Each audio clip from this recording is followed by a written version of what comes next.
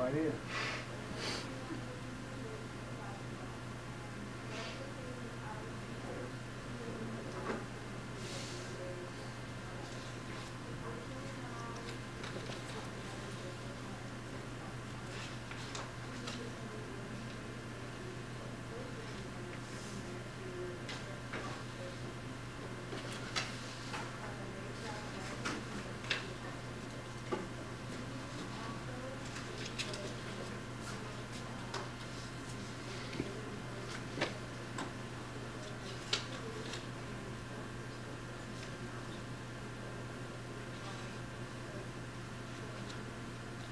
You must be an Alabama fan, Patrick.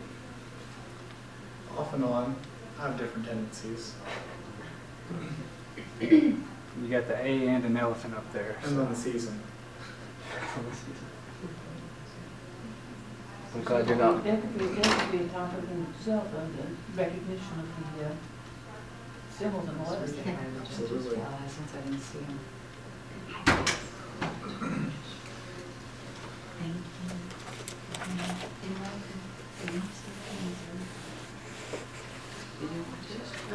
Oh, yes. I was having a hard time. I was trying to start my judge's orientation. I couldn't. I was trying to review things and I was like,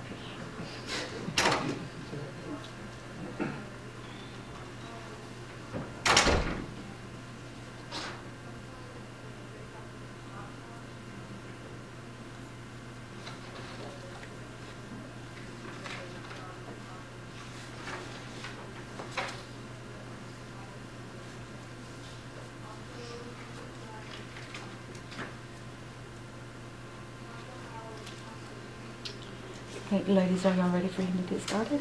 Can you get started? Okay, whenever you are. Okay. How many of you have ever read a book without pictures? Pretty common around here, especially with the collegiate high school being on campus. Now, how many of you have ever seen a website without pictures? It's a little less common and a little less enjoyable, I'd say. My project was designing a church website, and my name is Patrick Taylor. I worked with my church, in a sense. I've been there since 3rd grade, and I felt like naturally this would have a community service aspect to it, but also has a benefit to my career. So this was a really big project for me in the sense that it's something I really want to go into, and I was excited to share it with you all. So to start, I have the aspect of my field work with 3 different divisions, finding an expert, which all of us have to do, and then learning, so building up the skills needed for my project, and then actually designing a website. In the middle here is an example of some code. Whenever you think of a website, you're typically thinking of the way you load it on your phone, tablet, PC. This is the actual inner workings of, in this example, a picture slideshow. So there's a lot more going into a website than you're typically thinking about. And it took a lot more time than I thought it was going to take as well. In the beginning of the process, I knew people in a variety of industries. I knew people throughout church really well, business owners, but web design was something I wasn't so sure of. So Kelly Clark, here on the right, she was a director of the creative arts ministry at our church. And her brother so happens to be the director of marketing at a company called Bitwizards. So whenever I mentioned my project and she told me that, I waited several weeks for her to drop a hint that some kid wants to work on a project. And since I saw that wasn't really working out, I decided to take matters into my own hands. I actually wasn't quite dressed for the occasion, but I went over to the Bank of America building across the street from our church, which is where Bitwizards is located. And I was just going to deposit some checks and saw that Vince Mayfield, the CEO of Bitwizards, was walking in the parking lot. So I approached him, shook his hand, and set up an appointment to meet with him and the Bitwizards. I was really surprised by his enthusiasm. He was very open to working with me. And I think he, as I've gotten to know him better, really enjoys seeing that young interest in technology and sort of likes giving back to the community as well. I was also surprised by the enthusiasm of the Bitwizards. That's actually a future Bitwizard. That was Vince Mayfield's son. And this here is the actual team. in their last year's group picture. They've continued to grow, hiring on new employees in a variety of areas. And when I came in, I actually met with the entire web design team around a conference room table. And they all advised me on how the project would go and their experience in web design early on, which was valuable for me. So the first day after the initial meeting of getting to know everybody and sort of an exposition for us, I met with a man named Todd Ladner, who showed me some of his favorite websites. This is one of them, and it was something I spent a lot of time with, basically going through different tutorials, forums, and experiences on how to design a website. A lot of step-by-step guides are out there, and he sort of helped me filter through the different complex guides out there. And this is where I ended up as far as in Photoshop, looking at a mock-up of a design. Up on the top here, you read a website just like a book. So you read left to right, top to bottom. And it's natural to say that in the top, you usually see a logo. So I put up there the Foundry, which is the name of the youth group. And then also use their logo and the words Cinco Baptist Student Ministry. So sort of defining what it is you're looking at, and then continuing on to have a clean 4 menu options with the youth minister, Justin Gambrell, and maybe an example of a current event with some filler text beneath it. So the idea here is that you're getting out the relevant information in a rather quick fashion and in a way that doesn't require a lot of reading, doesn't require a whole lot of time, which is something that most people don't have very much of. And then beneath here as well, very simple, shows upcoming events. There would be possibly videos, things in the middle, and then also notice that it's for the church, so that it's a sub-ministry within there. So there was a lot of thought going into where things are placed on the page, as well as how to get that information, which things to choose from, what actually needs to be on a homepage. So in my research paper, which is the second portion, I've had branding, which is setting up an identity, which is relevant in the website because you're putting out there what your business does. I also had an example of good branding, which is local from the Okaloosa County Sheriff's Office.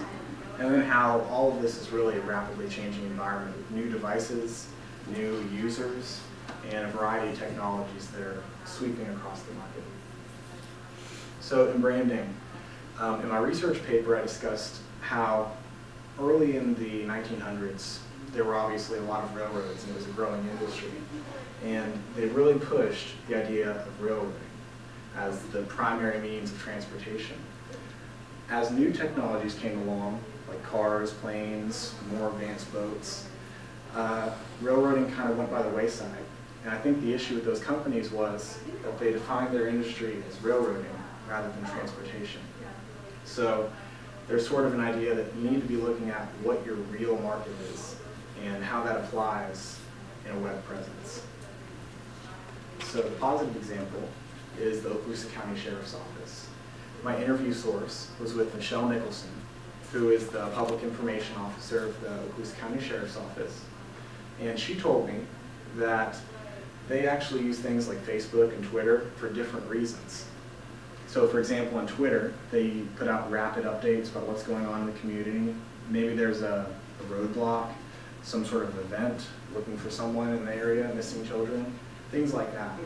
On Facebook, they put more in-depth links to articles, maybe videos and pictures. So there's a different purpose for each element of that. And they also told me that their mission with youth is being accomplished via the resource officers in schools.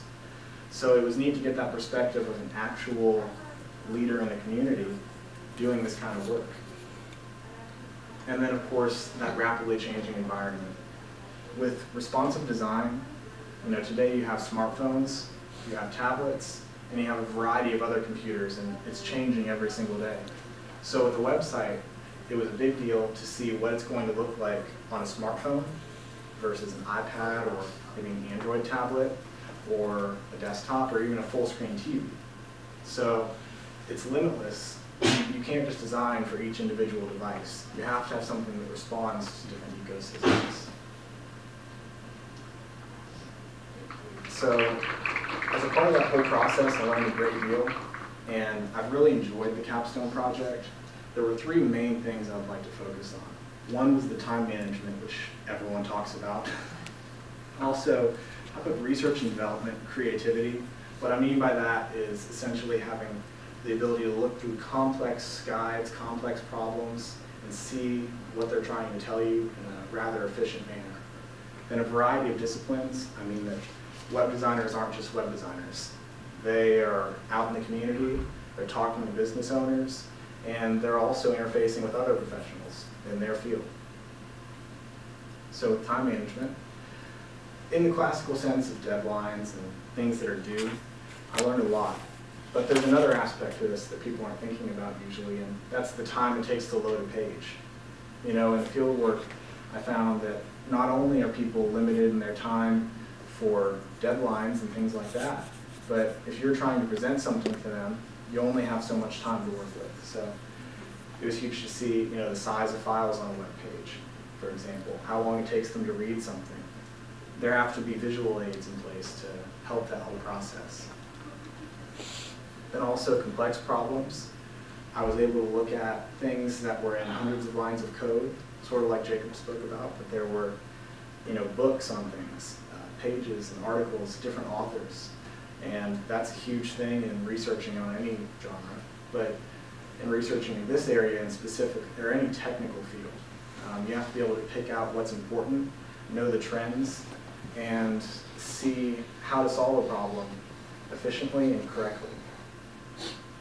And also, there's a lot that goes into web design. You know, they're not just web designers.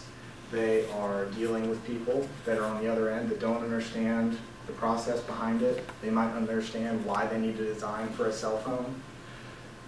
They may not, you know, they may not have all the skills. So usually at BitWizards, for example, they have several people that specialize in different areas of web design. And in that sense, they work with each other. And then they also work with other businesses to see, okay, what are we doing wrong? How can we improve? How can we actually interface with our clients